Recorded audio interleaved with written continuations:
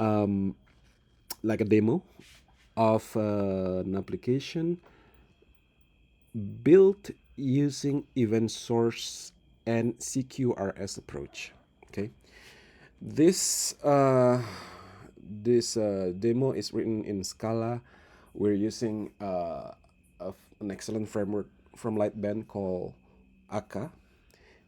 Yeah, if you're familiar with the issues surrounding Akka, here we are using the latest version that is still using the Apache license. Okay, 2.6.20. Yeah, I've done a little research on that, comparing different frameworks for ES in Java. There's a commercial product called Accent IQ.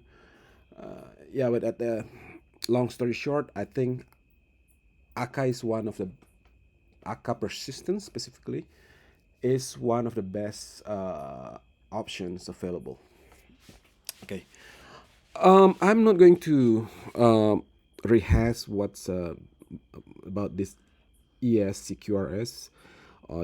advantage of it. I think you can find it easily in on the internet, and I'm not going to show any code here, but I'm just going to to share some ideas. You see here on the left side, this is how the project is structured. I mean, this little framework, where is it? This mini framework that we built uh, on top of the Akka library provides some, I would call it glue codes maybe, glue codes maybe that allows us to organize organize the concepts we're dealing with in this structure. Okay, what are those concepts that we're dealing with, especially when we are building application using event sourcing?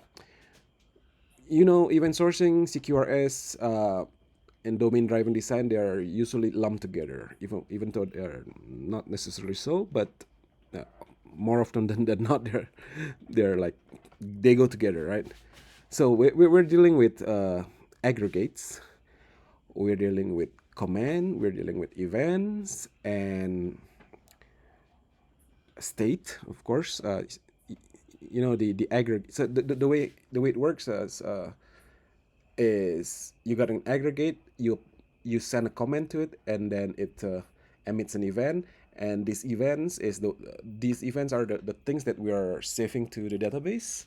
Like it in a append only mode. So we are when we talk about CQRS, we are talking about the right side of your application, right?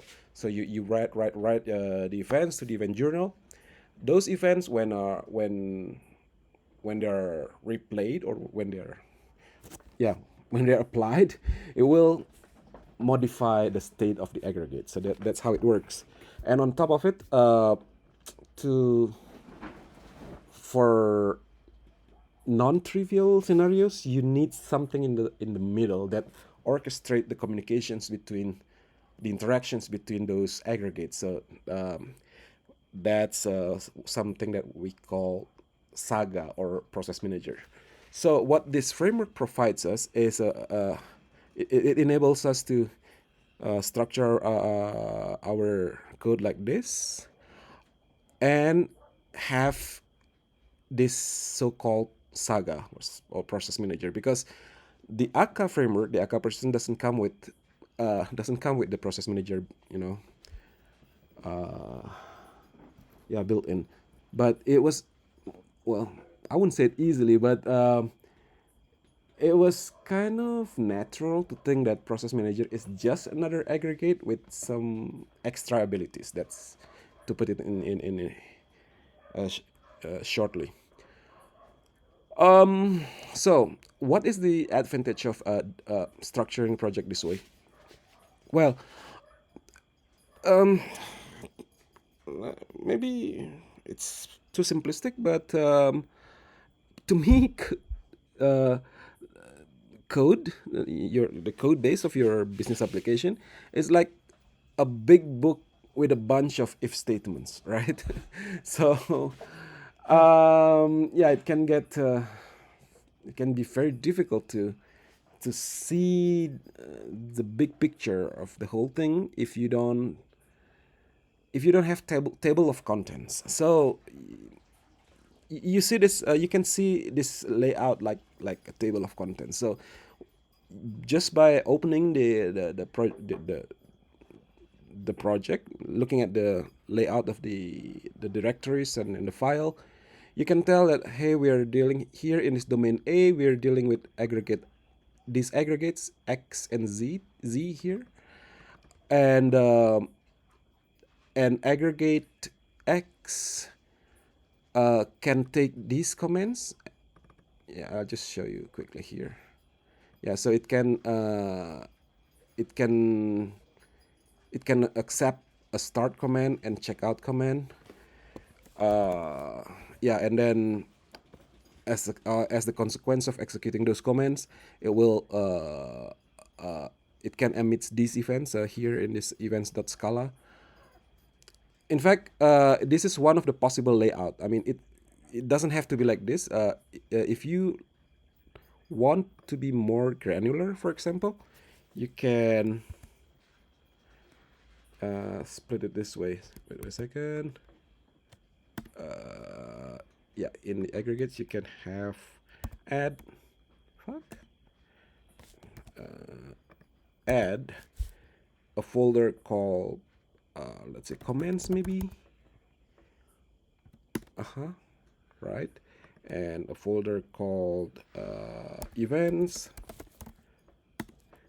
and instead of having one comments.scala, you can have a Scala file for each one of those events here under the comments folder. So it would, yeah, probably would be even easier for yourself as a programmer or newcomers to the team to see what's inside, right? Without having to open any Scala file. Give me a second. Right. The same thing here. Aggregate. This is the definition of the aggregate. Here are the states. The same thing. You list all the states that you have, that an aggregate X can have. In this case, it can have initial or non-initial state. Yeah, here just examples, right? So I guess just by looking at the this layout, you can tell, oh yeah, these are the things that we're dealing with and the abilities of each one of those things, right? Then there is this folder called processes. So for each workflow in your business domain, you create a folder here. For example, we have a workflow named document approval, and these are the workflow is triggered by external events or events coming from these aggregates, and so it reacts to events, and then yeah, based on the state at any point, the workflow or the process manager knows what to do, right? It knows which one of these aggregates needs to be invoked and with which commands and things like that. Yeah, so that's the idea, to have a table of contents of your big bunch of if statements. So yeah, it's easier to comprehend such a complex system like non-trivial business applications, right? Okay, so let's just run the demo now. I have the Postgre here. Yeah, we have tables for the events. And first I need to create the tables. Sorry. Yeah, the idea is for each domain we create a schema in the Postgre database, and inside that schema, we have several tables. So in this case, we create a schema name domain A, right? Then, yeah, run the application. The good thing about event source, if done right, you have like a complete picture of what happened to to your system. You have a complete traceability, right? Which is very important in many things, for troubleshooting, for audits and things like that. I'm putting lots of debug lines here, so I can see if things are working correctly, right? For example, here, oh my God, my dogs can't keep quiet. So here, what happened here? Yeah, initially, let me just show you the one piece of code here. This is the demo. So it start out by our main function send a start command to aggregate X with ID 123, right? So what happens? We wait here. In this case, we wait. We do ask. There are two modes: fire and forget, and waiting for response. Here we are waiting for response. We use dot ask. If we are not interested in the response immediately, we can just use dot tell, right? Okay, we ask this aggregate to do this, right? And then we ask again this same aggregate to do another thing. In this case, checkout. Okay. Now here in our workflow definition, quote unquote, we have a handler. You see, when you send the comment checkout, here in this example, the aggregate will emit an event called check it out, right? And then the system, the machinery will catch that, and then will trigger this document approval process. Yeah, how does it knows which process to trigger and when, how? Well, here you just have to write down your rules here. You know, basically it's a, yeah, pattern matching and more. Yeah, so there's an event called check it out somewhere here. Check it out here, and then it will be projected to the projected to this process management thing. Come on, well, oh, I cannot highlight this thing because I'm using tmux here. Okay, start it, initialize, and then check it out. Resolver. Okay, you see resolver when check it out. There's a match here between the fields of the events with rules we put here in this file. Resolver when check it out .scala. Then it decides to initialize process to okay. It says this because of this check it out event was detected, then I'm going to uh, start a new instance of workflow of type document approval, right? And I'll assign this ID to that workflow, right? There and then there is here. Okay, it also tells us, is there any existing workflows that needs to be reacting to this check it out event? In this case, there is none. The list is 0. So we're just going to start one new instance of document approval process here. Okay, then this document approval process does something. It talks to some aggregates, and then at one point it will wait for an event coming from certain aggregate. So in this case, we have something called event gateway. So I borrow some borrow some terms from business process management, right? I mean BPMN. So there's an event gateway. It waits. Basically, we're stating that we're waiting for. In this case, we are waiting for a an event named Zekit Out. This one, Zekit Out.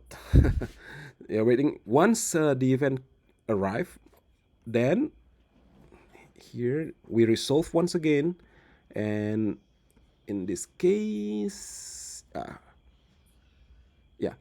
Now it's telling us here, processes to resume for events Zekit Out is this one, a process of type document approval with ID document approval 777.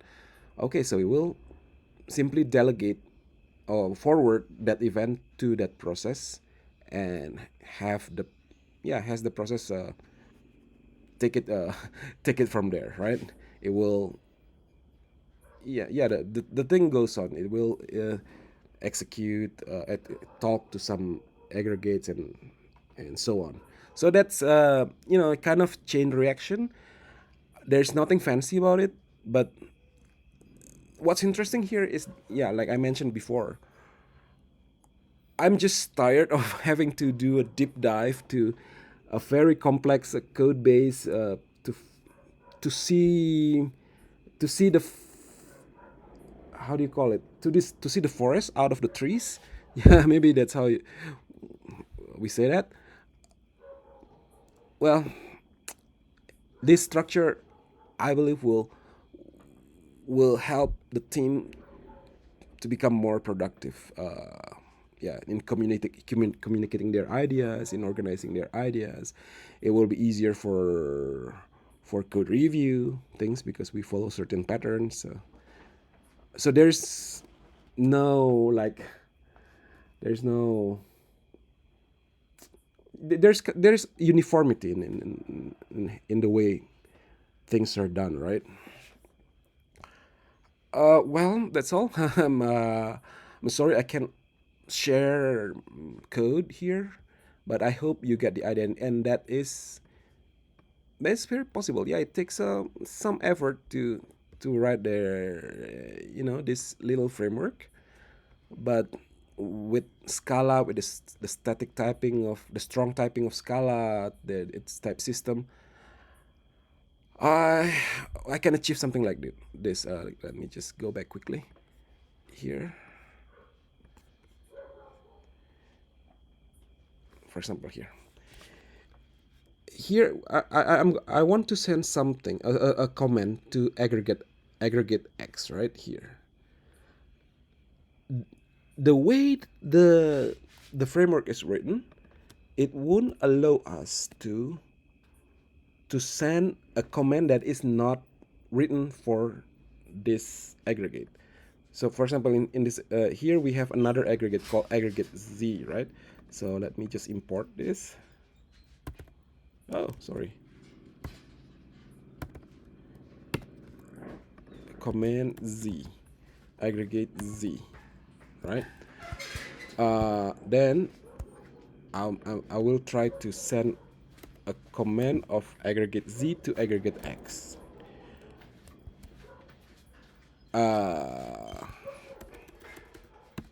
Okay, what? Okay, there's a command named checkout for aggregate Z, and the compiler would complain about this. Not this one. Let me just comment out this thing.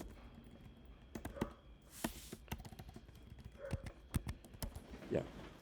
What? Check it out. Give me a second. Payment. Okay. Header payment. Header and payment. Okay. Type mismatch. This is the error that we want. Because what does it say? Because you have to send a command that is for aggregate X only. Here it says found command checkout, which is which is not part of which is not part of aggregate X. So that kind of things, and in several places of the code, the uh, the Scala compiler will, you know, will do its best to to ensure that you're not breaking any rules like that. Yeah, I don't know how it can be achieved with other languages, because I've done very similar thing in Python. It was much easier to write in Python, right? You don't have to worry about type of the types, but yeah, you don't have the safety net, right? Beside with static typing like this, the IDE can works much better, right? I've done the same thing with the same kind of application using in Python using event sourcing as well. But I guess this one in Scala is one of the best so far. Uh, I don't know if this type of checkings can be achieved with Java. I think so. Yeah, yeah. That's all. For now, it's suffice to know. I'm happy with Scala. I think we're sticking to Scala for this kind of things. See ya.